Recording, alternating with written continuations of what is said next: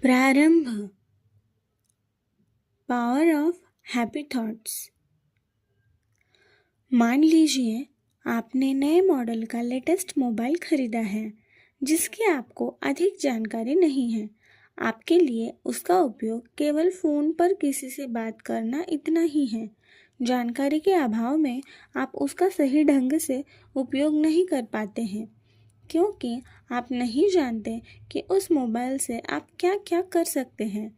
जी हाँ, आप उस मोबाइल से कितनी तरह की जानकारियाँ ले सकते हैं, हिसाब किताब रख सकते हैं, देश विदेश की खबरें सुन सकते हैं, रिमाइंडर नोट्स लिख सकते हैं, मीटिंग कर सकते हैं, फ़ोटो खींच सकते हैं, मनोरंजन के कितने ही साधनों का लाभ ले सकते हैं, जैसे गाने, पिक्चर, खबरें, टीवी के सभी कार्यक्रम, यहाँ तक कि सत्संग भी सुन सकते हैं।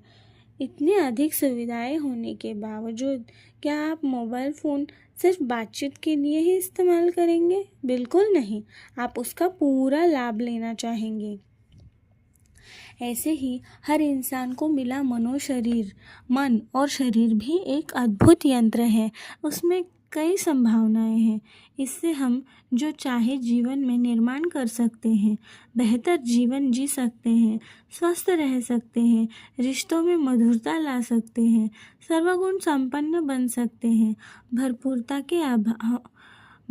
के भाव में रहकर जीवन में प्रेम, आनंद, सुख, शांति ला सकते हैं। साथ ही लोगों को भी ये सब दिलाने में मदद कर सकते हैं। इस मन और शरीर के उपयोग से हम न केवल जीवन के सारे भौतिक सुख प्राप्त कर सकते हैं, बल्कि संसार के निर्माता को जानकर अपने असली रूप का अनुभव कर सकते हैं। मगर जिस तरह एक मोबाइल में इतने सारे ऐप्स होते हुए भी सभी उनका पूर्ण उपयोग नहीं कर पाते, केवल कुछ ही लोग उनकी सारी जानकारी रखते हैं, उसी तरह कुछ ही लोग अपनी संभावनाओं को जान पाते हैं, सभी नहीं। हर इंसान की चाहत होती है कि वह अपना उच्चतम विकसित रूप पाकर उच्चतम जीवन जिए, मगर आज के भौतिक युग में इंसान जीवन की सुख सुविधा, पद प्रतिष्ठा, बंगला, गाड़ी इत्यादि को ही सर्वशक्तिमान मानकर उन्हें प्राप्त करने का लक्ष्य बना बैठा है। असल में वह अपने असली स्वरूप को भूलकर भूल भुलैया में उलझ गया है और जीवन रूपी एरोप्लेन को बैलगाड़ी की तरह इस्तेमाल करने लगा है। इसके पीछे मुख्य कारण है उसके अपने विचार, जो दिन भर बिना कुछ किए अपने आप आते रहते हैं। ये विचार जीवन भर हमारे साथ जुड़े रहते हैं। आपने सुना होगा कि किसी इंसान के विचार जान लेने से उसके जीवन की पूरी जानकारी मिल जाती है, या किसी को जानने के लिए केवल उसके विचारों को जानना ही काफ़ी है, क्योंकि इंसान के विचार उसकी अवस्था बताते हैं। यदि विचार सुलझे हुए हैं तो वह अपने जीवन में सकारात्मक घटनाएं आकर्षित करता है, वरना उलझन भरे विचारों से घिरा रहता है। इसलिए अपने विचारों के प्रति सतर्क रहना ज़रूरी है कि वे किस दिशा में जा रहे हैं। सभी जानते हैं कि व्यायाम करने से शरीर तंदुरुस्त होता है, प्राणायाम करने से प्राण शक्ति बढ़ती है। वैसे ही यह जानना भी ज़रूरी है कि हमें किस तरह के विचार आते हैं, क्यों आते हैं, वे कैसे कार्य करते हैं, क्या परिणाम ला सकते हैं, विचारों में कैसी शक्ति है और सबसे महत्वपूर्ण उनका स्रोत क्या है। अधिकतर लोगों को पता ही नहीं कि विचारों का उपयोग करके कैसे हम अपनी उच्चतम संभावना खोल सकते हैं। यही विचार हमें निम्न की तरफ ले जा सकते हैं और उच्चतम की मात्रा भी बढ़ती है। और सबसे महत्वपूर्ण यह है कि उच्चतम की यात्रा भी करवा सकते हैं। उस लिए हम अपनी उच्चतम संभावनाओं को खोलने के लिए 3 महत्वपूर्ण कदम 3 खंडों में समझने वाले हैं। 1. विचारों के प्रति होश में रहें। विचार नियम जोड़ें। इंसान अपने विचारों के कारण ही सुखों में झूमता है या दुखों में डूबता है। कुदरती नियम यानी विचार नियम न जानने की वजह से दुख में और औरों को जिम्मेदार मानता है और सुख में अपने आप को शाबाशी देता है। ऐसे ही दुख सुख के जाल में उलझा रहता है। दरअसल कुदरत की हर चीज़ नियमों और सिद्धांतों से बंधी है। जैसे रात के बाद दिन आता है, चाहे हम दुनिया के किसी भी कोने में चले जाएं, सूरज सभी को एक समान अपनी गर्मी देता है।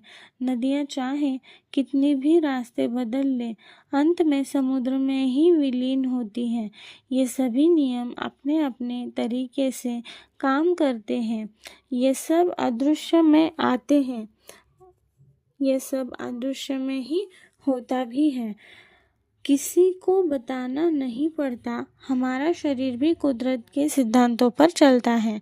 जैसे खाना अपने आप पचता है, खून अपने आप अपनी सफाई करके हृदय के साथ मिलकर काम करता है।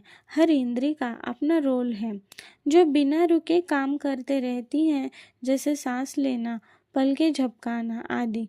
उसी तरह इंसान के अंदर उठने वाला हर एक विचार नियमों से बंधा है। जैसे विचार होंगे वैसे ही उनके परिणाम आएंगे। नकारात्मक विचारों के नकारात्मक परिणाम और सकारात्मक विचारों के सकारात्मक परिणाम। किसी भी चीज़ को गहराई से जानने के लिए उसके सिद्धांत समझने ज़रूरी होते हैं। पहले खंड में विचारों के सिद्धांत समझकर विचारों के स्वामी बनने की ओर पहला कदम उठाएं। खुश रहें, हैप्पी थॉट्स विचार जोड़ें। ये है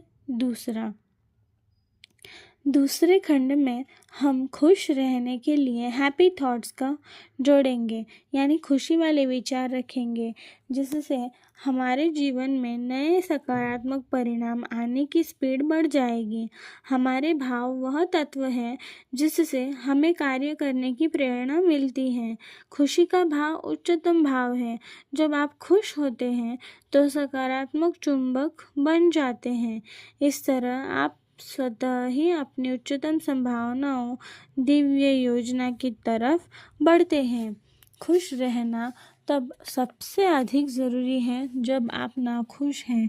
ऐसे समय पर स्वयं को खुश रहने के महत्व के बारे में बताएं। दूसरे खंड में 3 मंत्र दिए गए हैं। ये मंत्र सदा खुश रहने के असरदार तरीके बताते हैं, जो आपको सिखाएंगे कि कैसे शांति पर ध्यान केंद्रित कर आसानी से खुश रहा जा सकता है। 3 विचारों के स्रोत से जुड़े रहें, मौन जोड़ें। जब हम लेटेस्ट मॉडल का सुंदर दिखने वाला महंगा मोबाइल फ़ोन खरीदते हैं तो उसमें क्या क्या सुविधाएं मिलेंगी, इसकी जानकारी रखते हैं। साथ ही हमें पता होता है कि बिना सिम कार्ड के यह मोबाइल किसी काम का नहीं है। वैसे ही इंसानी जीवन की कीमत विचारों के स्रोत से जुड़ने के बाद ही आती है। स्रोत मौन की वह अवस्था है जो शोर व शांति से परे है। वहीं से रचनात्मक एवं सृजनात्मक विचार उत्पन्न होते हैं, जो बेहद शक्तिशाली एवं असरदार होती हैं। किसी भी भावना में बहने से पहले, मन में कोई विचार लाने से पहले, वाणी से कुछ कहने से पहले, कोई क्रिया करने से पहले अगर इंसान कुछ पल मौन में जाए तो वह हर घटना में सटीक समाधान ढूंढ पाएगा। जब भी कोई इंसान अपने स्रोत से जुड़ता है तो उसके कार्यों की गुणवत्ता कई गुना बढ़ जाती है। उसके द्वारा जो भी काम होते हैं वे उच्चतम ही परिणाम लाते हैं, क्योंकि वे मानव कल्याण की भावना से प्रेरित होते हैं। उसके विचारों की दिशा बदल जाती है। वह अपना अधिकतर समय रचनात्मक कार्यों को करने में बिताता है।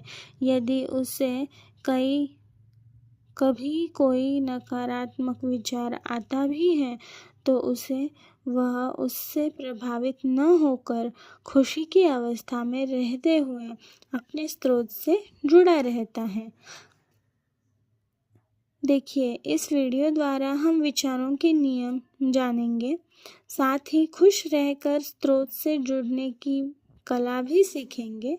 जब हम खुश रहकर अपने स्रोत से जुड़ते हैं तो कुदरत को यह संदेश देते हैं कि हम अपनी उच्चतम संभावना पर काम न करें, मतलब हम अपनी उच्चतम संभावना पर काम करने के लिए तैयार है, ऐसे कहना चाहते हैं हम आपसे। तब कुदरत या कहें स्रोत भी पूरी तरह से हमारी मदद करने को तैयार होती है।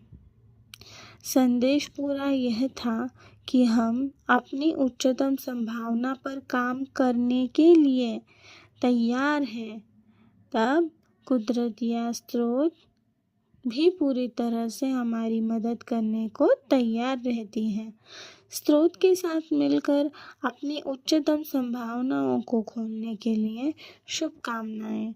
मिलते हैं जल्द ही खंड 1 में।